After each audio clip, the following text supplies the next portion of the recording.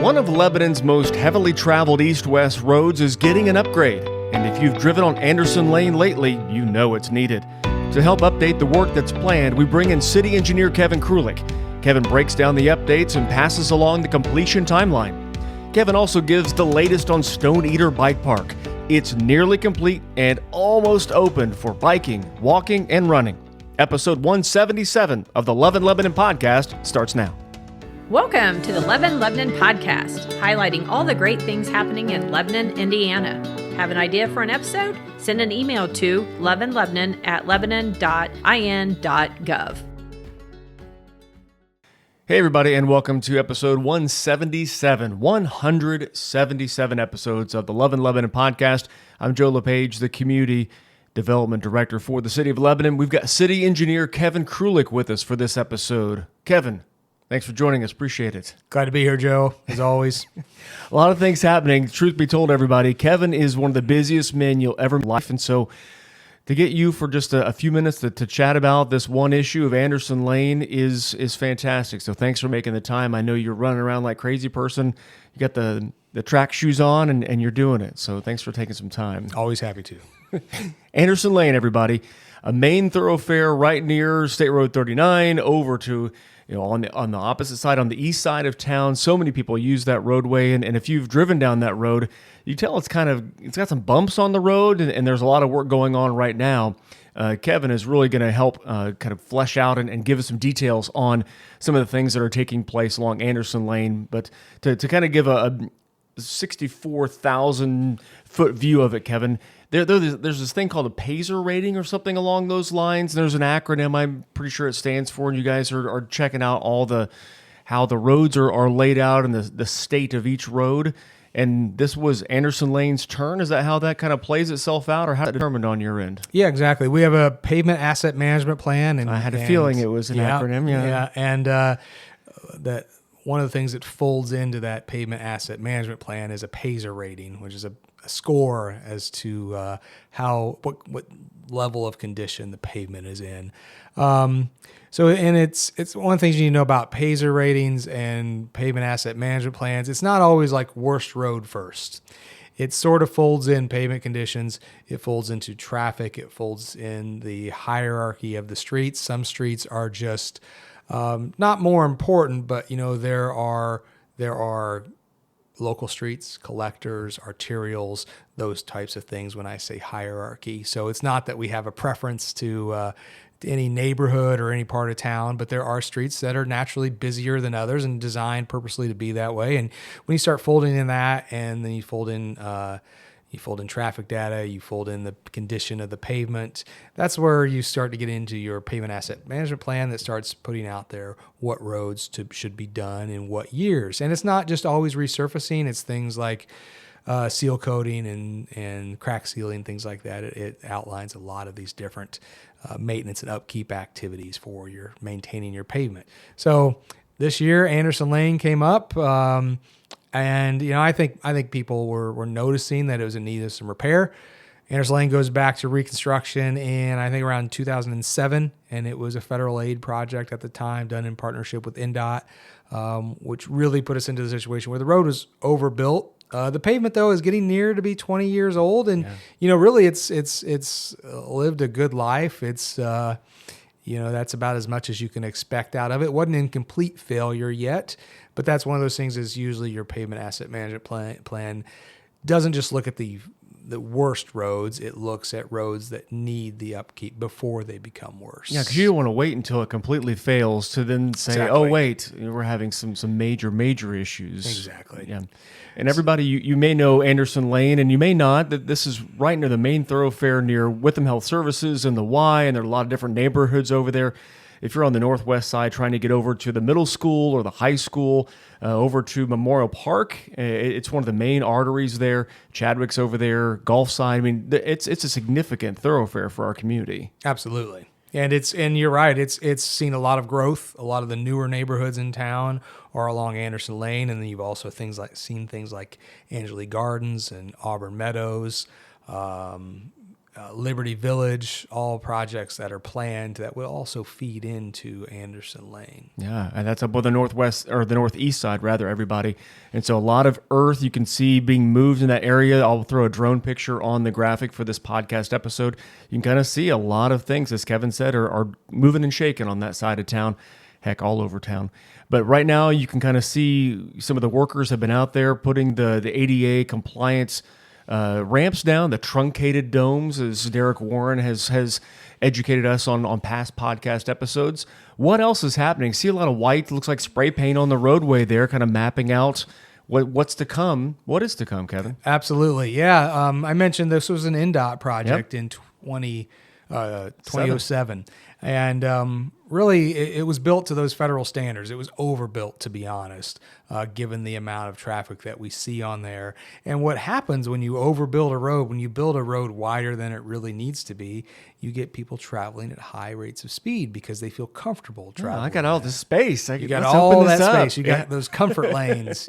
And people were driving top speeds. We're topping out at over 70 miles an hour on that street. Oh, my goodness. And you guys clocked it. So this isn't made up stuff. This is the real deal. It's unsafe, and really, I think this administration, we're really looking at trying to enhance the pedestrian environment throughout the city in every project we do, whether that's East Street, adding the 10-foot trail or additional trails on Fordyce Road project, upgrading sidewalks, cost share programs, the Big Four Trail. All these things feed into trying to create better places for people and especially better environments for pedestrians and cyclists.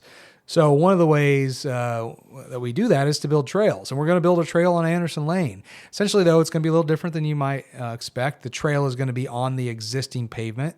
We're going to separate that trail from the vehicular traffic with a curb and some delineators to keep people separate. But by doing that, we're also narrowing the road. We're doing what we call in the business a road diet. So by narrowing the lanes, taking some of the turn lanes out, we create a situation where subconsciously, as you're driving down that road, you're not going to feel comfortable driving 70 miles an hour. And that studies have shown that is more effective at slowing traffic down than police enforcement, than stop signs, than speed bumps. Yeah. And none of those things really work, right? They only work. They're only short term. They only work temporarily. You'll step on the gas right after you get over that speed bump. And when the police officer isn't there, you're back to 70 miles an hour. But if you narrow the road, you add some islands in places, you make it feel subconsciously like I shouldn't be driving 70 miles an hour, and you don't drive 70 miles an hour. You put things in the path of travel like pedestrians and cyclists that are protected behind a curb, but they're there next to you. It's going to subconsciously tell the driver they need to slow down. So that's what we're trying to do there. So this is more than just our normal mill off 2 inches of pavement and put 2 inches back on. We will be doing all that, but you'll also see islands and curbs go in. You'll see new crosswalks. You'll see a completely grade separated path across the frontage of the Witham property. That will also continue that path connection from 39 out to Elm Swamp Road. And, then that helps to also get people another option to get to the hospital. They can go to the hospital in the Y on their bicycle, or they can walk. And I think that's really important about creating that quality of life. And you talked about for the motorists, giving them an incentive to slow down with the narrow roadway, but it sounds like with the paths that are going to be created there, and enhanced there, it'll make it easier and more friendly for the would-be bicyclists and the runners and things, because so many different parts of our community, it's roadway, there's a curb, but then the sidewalk is right there, and one false step or one hopped curb by a vehicle and there's trouble. This seems like it'd be more kind of comfort inducing for those to get on their bikes or to go out for a walk and be able to go from point A to point B. Right. Do we want to make motorists feel a little uncomfortable that they need to slow down? Absolutely. Do we want bicyclists and pedestrians to feel comfortable that they're welcome in the road corridor? Absolutely. In fact, that's the number one priority. And, that's really been a shift In the engineering world, about, in the last 20 years of building complete streets, building for pedestrians and cyclists, if not first, but equally in capacity as you build for the cars. It's a whole purpose beyond the redevelopment of the square. People complain about the curbs, complain about the bump outs, say they have trouble driving through there. That's exactly what we wanted. We wanted you to have to slow down. We wanted to protect the pedestrians. We wanted the pedestrians to feel more comfortable walking through the square than cars do. And you certainly have more expertise in this and have been at it for a more significant time than me. But it seems like that kind of went with the urban sprawl, where it was you're in your car, you want to get point A to point B as quickly as possible. And so we're going to make these roadways nice and wide so you can just zip to and get there and get your stuff out. But now things are kind of going back to where it was, away from that urban sprawl of the strip centers, and now it's back to the downtown as being the focus of things. And in a lot of communities, not just Lebanon, it seems. Absolutely. From, like the 1950s, the explosion of the car and urban sprawl, through, say the 90s, 80s, 90s, we were building to move traffic as fast as we possibly could. And we did that at the cost of pedestrian comfort and pedestrian safety. And really, we're just in the last few years, we're returning back to that. Maybe that wasn't the best decision. It doesn't create really vibrant places, doesn't create walkable places. And we're a lot of communities. We're not the only one. We're not the first even, but a lot of communities are taking a different approach to transportation. That transportation includes all things, not just pushing as many cars through the system as possible. Cars can slow down, they'll get where they're going, and but you'll still feel safe walking and bicycling through the system. Yeah, and everybody, to be completely honest, we hear a lot of north side, south side, and all those different things. There's, with that urban sprawl, maybe some disconnection with being behind the wheel of a car so much. But now, with all the trails and things, hopefully you're seeing it's not a north versus south issue or east-west. It is, we're all connected via trail. And so you can get on a bicycle. You can go from north side to south side, east to west, and all those things. And so breaking down the barriers of, I live on this part of town, as opposed to that reconnection to community that we all live in Lebanon. And so it's just a different part of our home, and that type of thing, it's kind of where that's at. I think that's important to notice. If you've not driven around Lebanon, take a drive, explore some of those areas of the city maybe you don't get to on a daily basis if you're only on the highways as you come through your neighborhood. Look at all the streets on the south side of town that have been resurfaced. Look at the massive sidewalk projects on Southeast Street, South Meridian Street. Look at the Big Four Trail running all the way down East Street. Look at the lighting projects. Look at the investments in Abner Longley Park. The splash pad. We're getting ready to start construction on a fishing pier and additional walking trails. And next year we'll be doing more pickleball courts and more walking trails and lighting in Abner Longley Park. So, really we have been focusing on that side of town because, I think historically it was neglected. But, that is something in this administration has said, we all live in Lebanon. We all need to be able to drive and walk and live here. And feel that Lebanon is a vibrant place from the south side to the north side, from Abner Longley Park out to Stone Eater Mountain Bike Park. We want all those places to feel important. Absolutely. And everybody, we're talking with City Engineer Kevin Krulik here on episode 177 of our Love in Lebanon podcast. And Kevin kind of mentioned Stone Eater Bike Park. I'll put a pin in that because I want to circle back to that. But Anderson Lane, timeline-wise, when will this be wrapped up and kind of we're going to move forward with that project being complete? I know it's in its initial infantile stages, but... Yeah, there's a lot to it, and there's 20 resurfacing projects throughout the city, so the contractor is bouncing back and forth between those things. First things we always do is we take care of all the ADA ramps, and then we come back and resurface after that so that edge between the ramps and the pavement is nice and clean and as crisp as we can make it. So they're working in other areas throughout the city, but they will be back to Anderson Lane this week, finishing up more ramps and getting ready for that. Anderson Lane is, as I said, much more extensive than a normal resurfacing project. So it's going to take a few more weeks for us to get that done and get all the curbs and traffic delineators in place, get all the new striping in place. But we're just weeks away from wrapping up our entire 2024 resurfacing program. Gotcha. And some folks, and to put a bow on this northeast side of Lebanon kind of topic here on Anderson Lane and neighborhoods in that vicinity, we kind of talked about the 4-star development, the Angeli Gardens, and being up there near Auburn Meadows and that type of thing. And some folks, when we shared initial drone footage and some things from Anderson Lane, the question was, what about sidewalks out to our neighborhood? And we've talked about the connectivity of our community, that type of thing.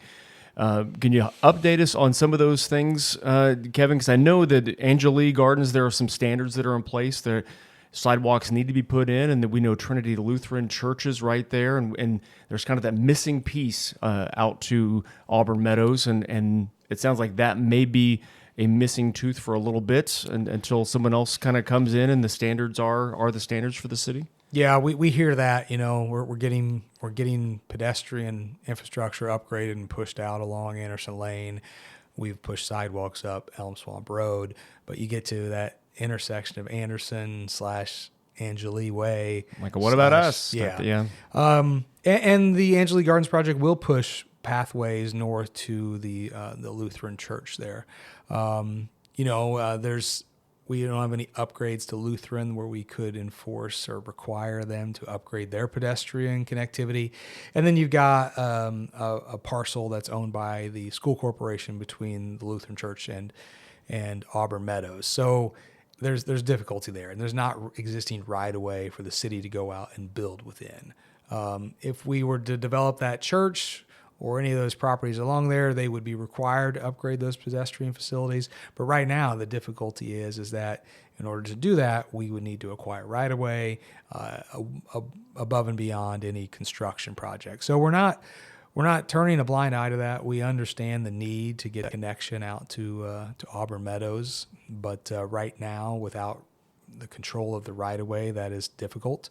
So I guess I'm putting the call out to the school corporation and the church. If you want to come alongside us and help us get through that right-of-way acquisition piece a little easier, then maybe next year in our active living program we can find some money to put sidewalks and pathways in. So that's not to coin that's not where the sidewalk ends. That this is a to be continued story where folks in Auburn Meadows reach out to LCSC and maybe we can partner together as the corporation along with the city to be able to provide these things, and along with the church as well, to be able to kind of connect those dots as things move to the north of town on Absolutely. the east side. There's also some significant drainage problems through there right. that just dropping a sidewalk or a path along the side of the road, even if we had the cooperation of right-of-way dedication, Still a challenge. That doesn't fix the drainage problem. Mm-hmm. And building a sidewalk that's going to be underwater certain times a year is obviously not a great pedestrian amenity either. Not without scuba gear. No. Yeah. So again, to be continued on that topic. And finally, Kevin, I appreciate you taking the time. We'll get you out the door with, you mentioned Stone Eater Bike Park, and by the time this airs, that this is going to be, it's here on the 13th of August, and Stone Eater is really coming along, and it's on the finishing phases, and that's got to make you feel good. If folks have never heard of Stone Eater Bike Park, this is the old city dump on 52 right next to the Trophy Club. Just a few months? I mean, years of you kind of carrying this thing. A few. It's I think the idea sort of came to inception in late 2019, and we've been planning and dealing with enjoyable process after enjoyable process. Extensive environmental permitting, lawsuits, worldwide pandemics, all kinds of things that have delayed that project. But we're well under construction now. In fact, all the trail construction is now complete. We're working on getting some seeding done to build turf areas out there and to fortify the prairie grass areas. But the parking lot is in, the drainage infrastructure is in, the trails are all in and constructed. I must say the park is not open. You will see signs if you go out there. The park is closed. Look for it to open in October. We have a major grand opening celebration scheduled for October 25th. and we look to hopefully have a soft opening in early October. But there's some things we need to do. We need permanent signage installed. We need rules and information for people that visit the park. We need to make sure that people are safe, and we need some grass to grow and things like that. So the park is not officially open by any stretch of the imagination at this time, but we are really close. Yeah, that's got to make you feel good too, though. And everybody, that's for your mountain bike enthusiasts out there that want to go off the mountain bike trails. That's for road bikers. That's for walkers and trail runners, all those things. A great amenity that has been, worth the wait and worth all the blood, sweat, tears. Sure. Of course, it's a bike park. The trails are bike-centered, but bike-centered trails also mean you can walk on them and you can run on them. You can take your dog out there. There's going to be plenty of other activities that you can do out there if you don't want to be on a bike. Of course, I think if you try it on a bicycle, you're gonna love that experience. Yeah. But by all means, if you're not able to or just don't want to be on a bike, the trails, the nature. It's 110 acres of land with a really diverse ecosystem, a diverse mix of plants and trees. It's a beautiful piece of property, and I hope everyone will get out and enjoy it. Awesome. Kevin, thanks. Thanks for the time. Really appreciate it. Thanks for the insight and everything along with Anderson Lane to Stone Eater to, I think we covered all the bases around our community. And thank you everybody for listening to this episode of the Love and Lebanon podcast. More episodes coming your way. Take care.